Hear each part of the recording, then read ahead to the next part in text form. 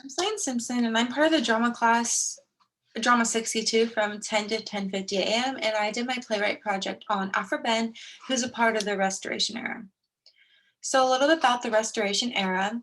Um, it began in 1660 when King Charles II took over and started ruling, and this is when the English monarchy was restored. So that's why it's referred to as the Restoration era. And before the Restoration era in 1642, the English Parliament had shut down all the theaters. But when King Charles II came in 1660, he opened back up all the theaters and even allowed English women to perform on English stages, which before women were not allowed to perform on stages, even before the English Parliament had shut theaters down. Like this was the first for women.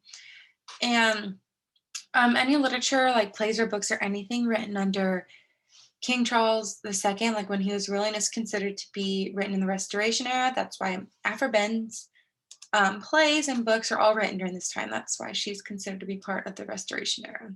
Moving scenery was a rise during this era. So like during a play, they finally figured out or came with the idea like, oh, we can like add or take away things and like change the scene. Like when we want to, it doesn't have to be like the same scene during the whole play. So that is when this came about. And heroic tragedies were popular during this time, which is the type of play when a good deed is done by an admirable character in the play. So these are popular. And then semi-operas also became popular during this time.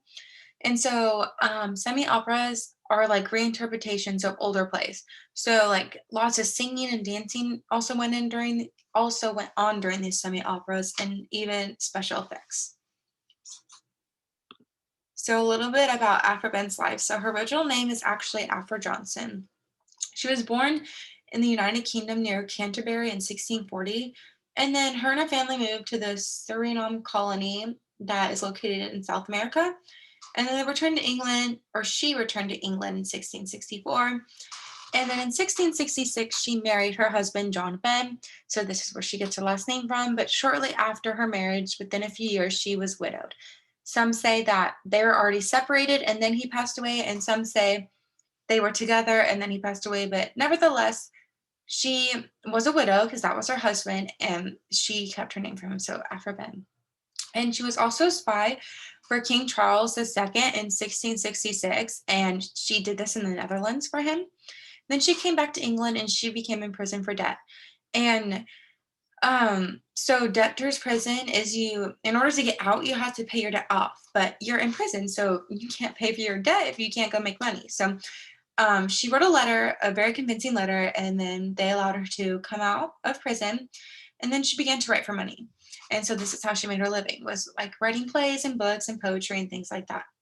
And then she died in 1689 and was buried in Westminster Abbey, which is like a burial ground that was to honor poets. So even though she is kind of controversial and some people may have disagreed with what she was doing during this time, she was still buried in the honor for poets. So that's really cool. And then she was also been bisexual based on her writing, because she has mentioned before in her writings and like in letters and things like that, that she's had relationships with both men and women. So that is why she's believed to be bisexual.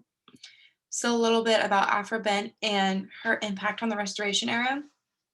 So she was the first English woman to make a living as a writer, and this happened during the Restoration era, which is like crazy because she was getting paid to do this, and she was the first woman professional playwright too. So it's like the first woman who's a professional playwright also somehow pulled off to get paid doing it too. So I just think that's super cool, because like women were like, that was the first time that ever happened. So you think like, oh, they're not going to respect her enough to pay her, but no, she somehow just, which I think is super cool that she got paid to do that.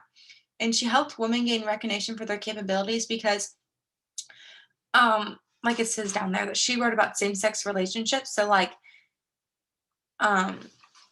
she was like, why can't I write about sexuality, things like that, if men can?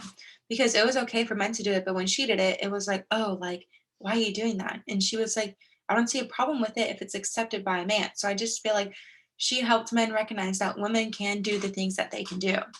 And during this time, two genders were mainly the focus.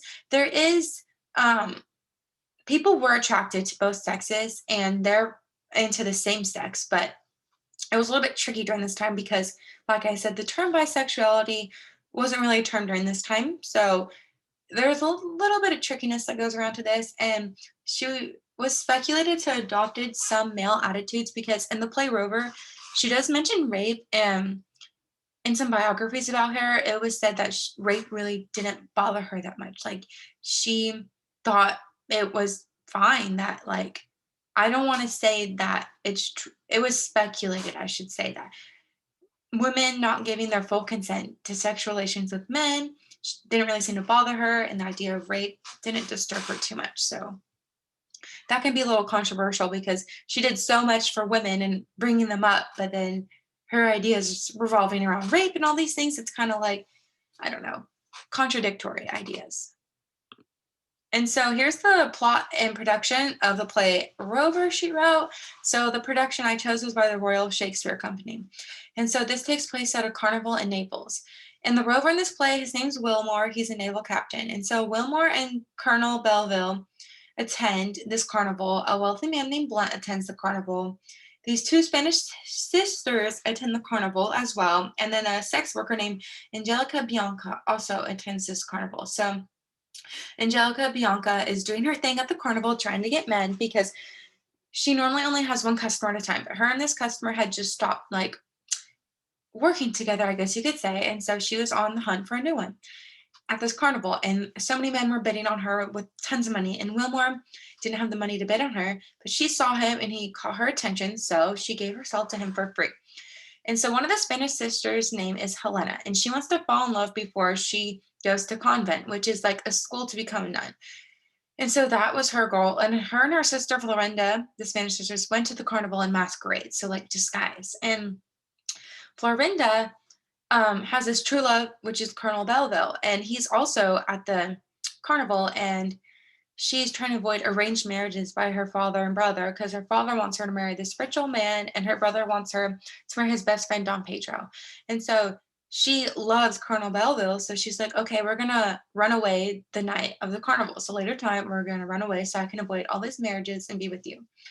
And then Helena, the other Spanish sister that attended, and Wilmore, who's with the sex worker Angelica, they have a connection at the carnival. So this makes Angelica very jealous because she thought Wilmore was his, but he is also into Helena and Helena's into him. So yeah, a little bit of jealousy going on. And then Blunt believes this woman Lucetta who he met at the carnival is like in love with him, but then she deceives him because she's a sex worker and a thief, and she steals a bunch of his stuff and like leaves him.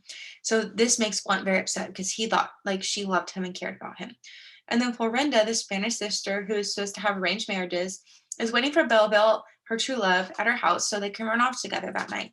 But then Wilmore is super drunk during this time, and Don Pedro, who she's supposed to have an arranged marriage with, is also like just they're both there with her and they're overwhelming her. So she flees. And so when she's fleeing, she's going straight to Blunt, who is very upset at this point. And so she doesn't know that she's going straight to him, but she does. And so Blunt attempts to rape her when she reaches him because he finds out Lucetta cheated on him. And he was just super angry and he wanted revenge against all women at this point. So he didn't even care. So he was like, no. And then Angelica is so jealous at this point of Wilmore Helena's connection that she actually points a gun at Wilmore for his infidelity and for being so arrogant. So yeah, that's the overall summary of the play Rover. Very intense. And so Aphra Behn's modern relevance. So she helped pave the path for women in professional playwriting because she was the first professional playwright as a woman and she got paid to do it. And so I feel like this just set other women up to be successful in this industry of theater. So like today, now, like if a woman's a playwright, like it's not a big deal. And I feel like Aphra Behn is one who started this idea of women being playwrights in theater and that they're capable, and probably some of them are, I mean, I know a lot of them are probably better than men playwrights nowadays. So it's just really cool that she paved the path for women to be in this industry. And then she helped create the idea of sexual freedom for both genders. So like I said, she talked very freely about sexuality in her writings. And so I feel like same-sex relationships, she had same-sex and opposite-sex relationships because she was bisexual. And so I feel like she helped make an impact in this area too, because back then there were still like some rules regarding like same-sex relationships and all these things. And she provided a breakthrough for women to speak their minds. So she helped women be able to believe in themselves more, that they can do just as much as men, because before, men were the only people who were playwrights. And so she really contributed to women being like, oh, well, if she can do it, I can do it too. Like, I feel like she's not a feminist. She can't be considered a feminist because she didn't fight for the equal rights of men and women. But I would say she was almost like a pre feminist, almost like she helped guide the path to feminism almost, because, well, she also, like the whole rape thing, obviously she can be considered a feminist, but in other areas, such as like being the first woman to be a professional playwright, to talk about sexuality freely, because apparently women didn't do that before, only men did. And so I feel like she just helped women feel recognized, that they can do just as much as men, and to help them believe in themselves. And then here's my MLA citations for my 3 articles that are from academic journals. Thank you.